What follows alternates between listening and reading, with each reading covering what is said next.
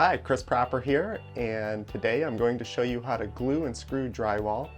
It's kind of a backwards approach because I haven't taught you how to cut it and pull measurements. But suppose you buy a house and you buy it from the Hardy Cosgrove Real Estate Group and the walls are really in bad shape and you decide to pull out all the plaster, wait 2 years, and then decide you want to drywall it.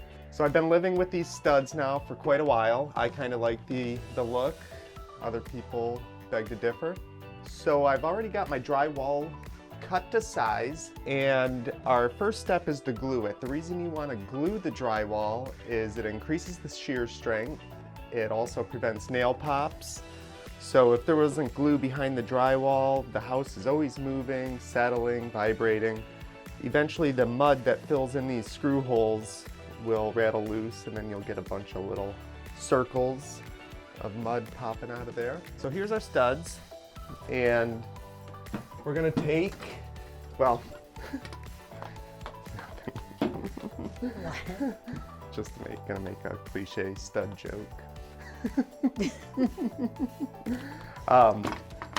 So this is the glue we're gonna use, PL375. There used to be a drywall specific adhesive. I don't know where it went. Like it went out of business. They stopped carrying it at Home Depot. I'm sure a drywall supplier can have it. So since our sheet is 48 inches and we're going to lay it horizontally, I bought my tape into the top sheet I've already had installed here and pulled up 48 inches. So you're gonna mark that with a pencil. And this sheet is level, I know that, but you could also pull 48 inches on this end, mark it at 48 inches, you're gonna mark a line. And that's gonna be where we're gonna stop gluing. If you go past that, it tends to get messy when you put your next sheet up. So since this glue's been sitting overnight, there was a little dried piece on the end, I had pulled that off. If you get that behind your drywall, it will possibly break it. So you just gently, like a tube of toothpaste, gluing the studs up to the mark.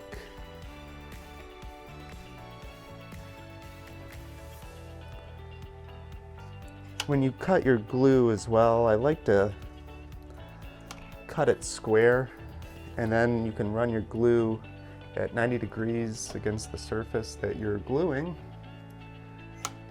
I had notched this. We're going to put a little extra glue in there.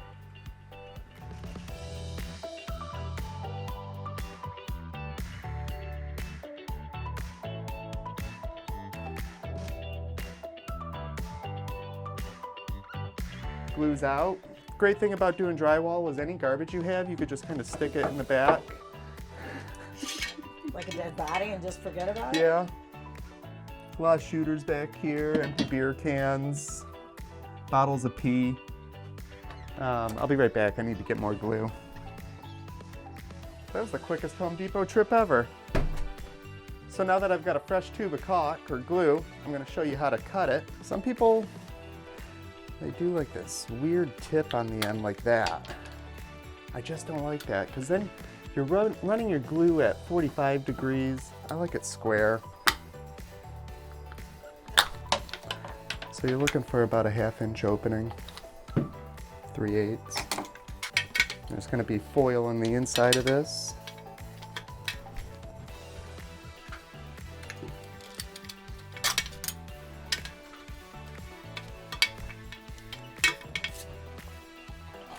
Take your little poker tool that comes on your caulk gun.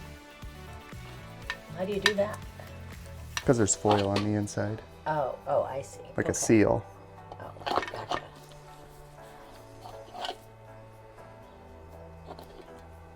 Close your little thing with the tube itself. And you load her up.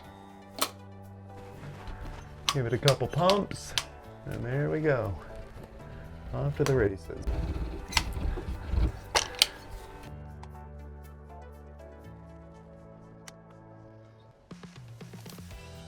I had cleaned up all the nails too. prior to gluing that were from the old plaster walls. Okay, we ready? Do I have to help? No. Okay, good. Or no? Huh? You know that get ugly real fast.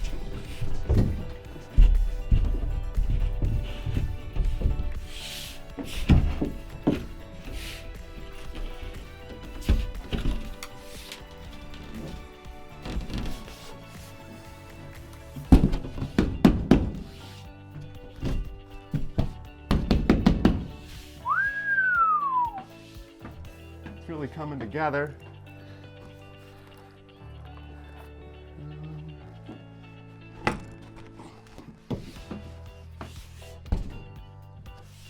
Cool with that.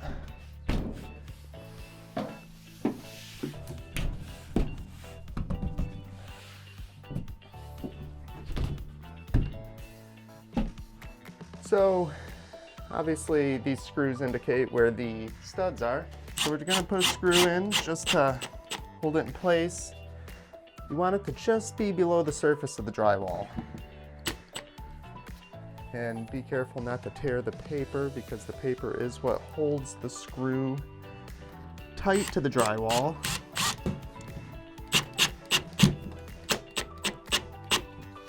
See that? See how it just kind of curls in?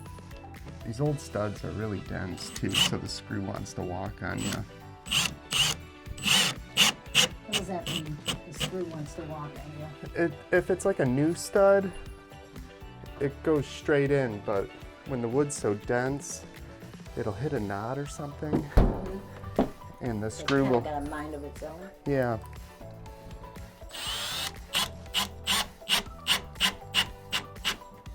They make special drywall bits too that they're like preset, and it will set the screw in at the right depth. I just don't like using them. Kind of gimmicky. I guess if you're drywalling a whole house, it would make sense.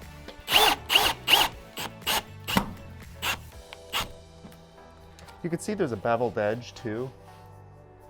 So when we put our next sheet up, we can tape it and mud it, and then the mud sits in this little bevel. So you do get a little wiggle room on the edges. And so, the screw pattern I like to use is every 16 inches. If you're not comfortable with eyeing where the stud is based on your previous screws, you can mark a level line. So we got about 12 inches between here, give or take. So I like to do 2 and then 2 more. And then when you go to mud it, it's just a quick swoop of a mud knife. And I think that's a pretty good professional screw pattern.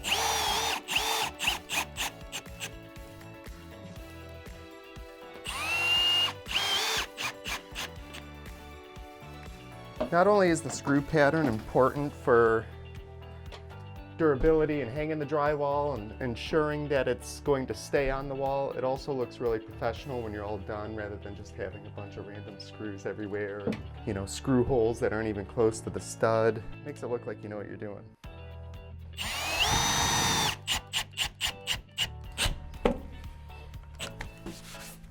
That's a little deep, but that's all right. So I missed the stud there.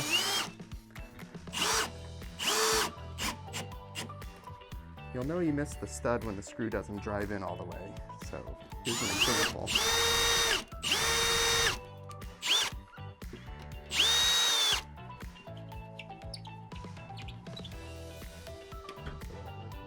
gonna line it up.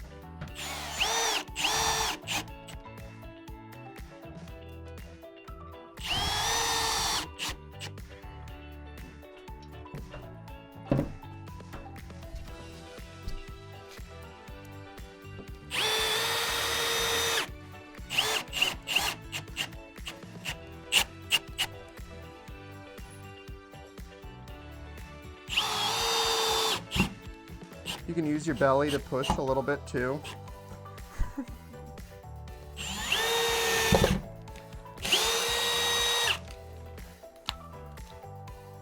What happened there? it was going sideways.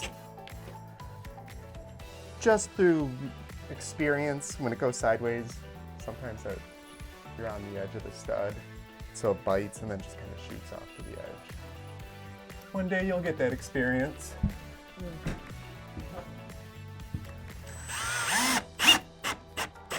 Drywall can be satisfying. It's like a quick transformation. It means job's coming to an end. Sort of. Unless you're putting shiplap or something up. I don't know how soon this job's gonna be coming. It should be done by the end of the day. Yeah. For the edge of the boards here, I just do 5. Why? I don't know, it's just how I've always done it. Yeah. It's more evenly dispersed screws. I really don't know. Not a drywaller, but I've seen drywallers do it that way. Now we got this sheet hung. Now you can hang drywall with confidence.